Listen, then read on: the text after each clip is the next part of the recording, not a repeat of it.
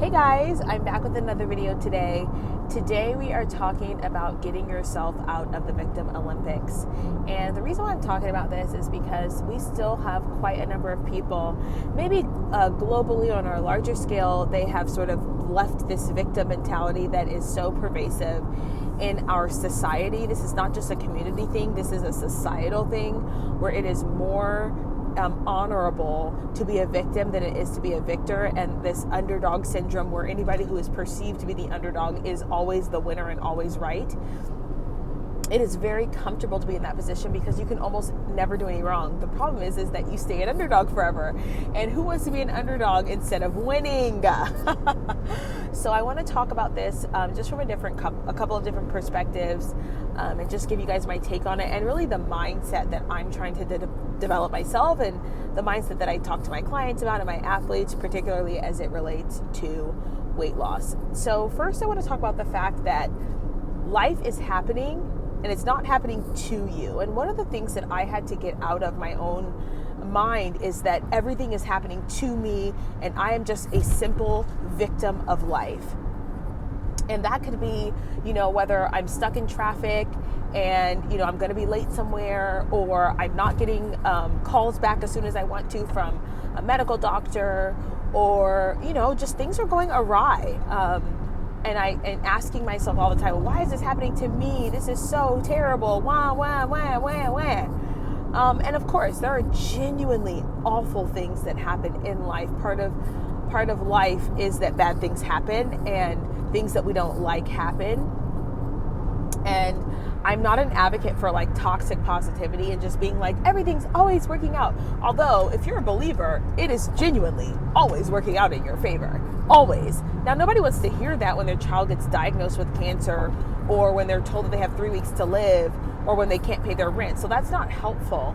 But the number one thing to get out of life is always happening to me and I'm just a victim of it is realizing that there's always a plan Z, like not even a plan A or a plan B. There's always a plan Z, and thinking about your life in terms of plan A through Z versus if things don't go exactly how I want them, then I am, I'm falling apart.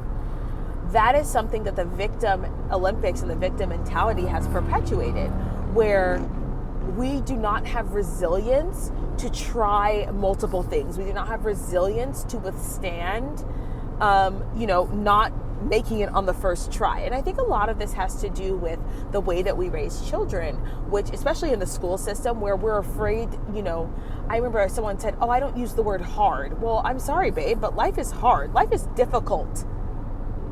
Why wouldn't you expose children to that word? That's a great word to have in your vocabulary. This is hard. What I used to do is I would say, okay, we would be doing a new concept, and I would say, turn to your partner and say, this is might be a little bit hard, but we're going to keep working at it. And that was like their affirmation before they started with the task.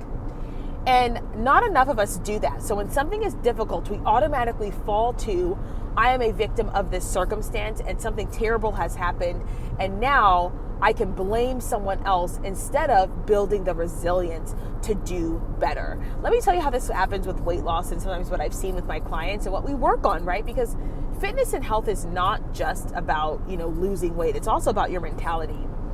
Let's say you plan all of your workouts for the week, and then all of a sudden your child gets sick. So you have to go to the hospital instead of going to work out, because that's a real thing that happens.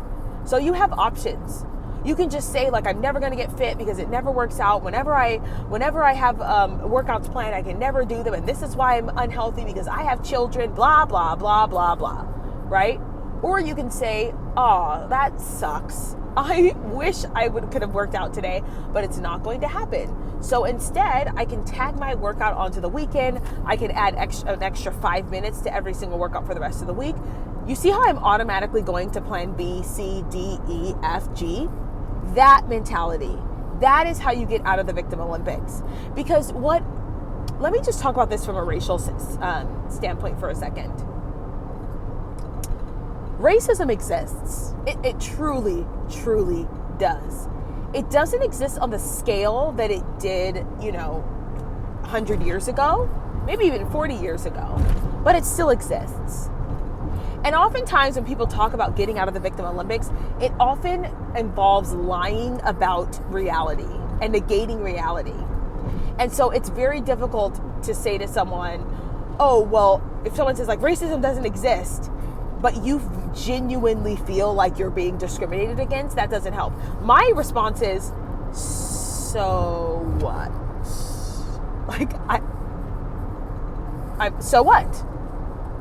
Not every single person on this planet is racist. So if racism is indeed having an impact on your situation, go somewhere else. Go somewhere where you're going to be more likely to be accepted and more likely to be valued. If you are still finding yourself having trouble succeeding, then maybe it's you and it's not everybody else. Because the Victim Olympics teaches you that the first problem is outside of you. So here's my second point. I want to talk about the external locus of control and the internal locus of control. You guys have heard me talk about this before if you've been anywhere near my channel. One thing that we learned when we were in education school was teaching students the internal locus of control and what's in your locus of control. The external locus of control is basically that everything outside is happening to me and everything that I am a victim of my circumstances and I can't really change anything because everyone else is the problem. And internal locus of control says, okay, there are all these things happening, good, bad, great, indifferent, and I have to figure out which things are in my control. So we often talk about with students and I even with my clients, you can control your attitude, you can control your effort, you can control your discipline. Those are all things that you can control. And the irony is that when you control those things, or when you cultivate those things, you tend to have a better lot in life. You tend to get better opportunities and more opportunities. Why? Because those are qualities that people across racial boundaries love. Now, are some of you going to get turned down? Yeah, of course. Because there are still idiots in this world. But instead of saying, well, because this system has done this to me, and because I'm in this system, I'm basically finished. There's no guarantee that I'm going to be successful, so I am going to give up. That is an external locus of control. An internal locus of control says, listen, there is this system here that, really wasn't set up for me to hack it, but I'm going to try anyway. And I know that there's lots of people who maybe they wouldn't want to be friends with me, but they want to help me. And that's just the truth, you guys, when it comes down to it with racial stuff. A lot of people are willing to help you. They just don't want you in their community to do it. Fine. I'll take all the help I can get. I don't need to be liked. I don't need to be loved. I don't need to be involved. I don't need to be embraced by everybody. And I'm okay if I'm not. But if you're willing to give me money and teach me something, then I'm willing, fine, let's have a transactional relationship. And it doesn't have to be emotional or personal. And that's kind of something that I've learned working in business too, is that it doesn't have to be emotional. It can just simply be transactional and mean nothing other than the transaction of I'm getting something from you and you're getting something from me, and so be it. So dealing with the internal locus of control is so key to overcoming the Victim Olympics, because you have to start to ask yourself, what can I do? And this will lead me to my third point. We are living in a state of despair. Generally, it seems like we are in a state of despair as a nation, as a community, as a country.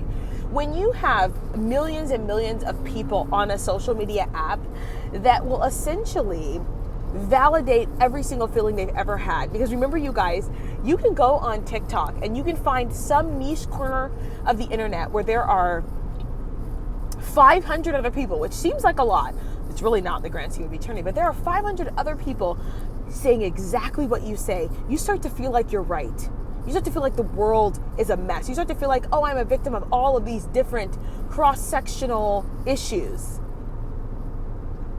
But 90% of the world doesn't think like that. But what they've done, and I think this is a social experiment, is they've put us in these little pockets and bubbles on our phones where we are constantly hearing a certain message. So they don't care that it's like whether it's positive or negative. What it is that as long as you are captivated by this message that everything is someone else's fault and that there is nothing you can do about it, you will stay small. You will stay, in your range, your bubble of what life is for you. You'll stay in your bubble. If you are constantly being told that the reason why you're overweight is because of a system, or the reason why you're overweight is because of, something that someone else is doing, and you can find 500 other people to constantly come on your feed and validate this, you will stay overweight. But that's the victim mentality, which is, unfortunately, I don't have the power to change my circumstances. I don't have the power to change my circumstances. I don't have the power to make any decisions that will change my life. You actually do. You have the power to make decisions. God gave us, maybe it's not power. God gave us the ability. You have the ability to make different decisions. It's very scary, but you have the ability to do it. Which leads me to my next point. It is very scary to come out of the Victim Olympics. It's very, very scary, because misery loves company, you guys. Misery loves company. So you can find 1,000 other people in real life to complain with and to talk about how horrible things are with, and to say, if they would just do this, then I could get that. My students used to do that all the time. Well, if you would just not assign as much homework, then I would be able to do it all. No, babe. You need some time management skills. You need time management skills. And that's that on that. Right? Or if you just listen the first time instead of being on your phone, you'd be in a different position. That's that on that. There's really not, it's not my fault that you didn't listen. It's not my fault that you chose to, hang out with your friends instead of do your homework. But it's very, very difficult to be a standalone person, and particularly if you're in a group with a group of people who don't believe that same idea. It's very, very difficult. It is easy to blame other people. It's very difficult to take personal accountability. Personal accountability is one of the things that sets apart successful people and non-successful people. People who are able to say, I'm going to take ownership of that. I'm going to take ownership of that. That was on me. And that's on me. And so I'm going to fix this, that, and the third. I'm going to change this and that. I'm going to try something different because that was on me. Those people tend to be successful. The people who do not, they struggle. Because life is what you make of it. It's not hardly anyone, and I know the media would have you learn otherwise, but hardly anyone just gets a free handout. There are people who do that, but hardly anyone just gets a free handout. A lot of people have to work for where they are. They have to work, and they have to make mistakes, and they have to fall down, and they have to try again. And that's the mentality of a victim. A mentality of a victim says, oh, I fell down because you pushed me, and now I can't get back up, even though I could definitely stand back up, but I'm going to stay down here and talk about how much you pushed me down instead of standing back up. Because that's the harder thing to do. It's very hard to get knocked down over and over and over again, and to stand up over and over again. But that's why they say fall down 6 times, get up 7. Because that's what it takes. So anyway, you guys, whether this relates to your personal life, your professional life, your fitness life, fall down 6 times and get back up 7. Don't be a victim, and do not be a victim of the victim mentality. All right, you guys, if you like this video, leave your thoughts down in the comment section below. Don't forget to like, share, comment, and subscribe. And I'll see you guys in the next one. Bye.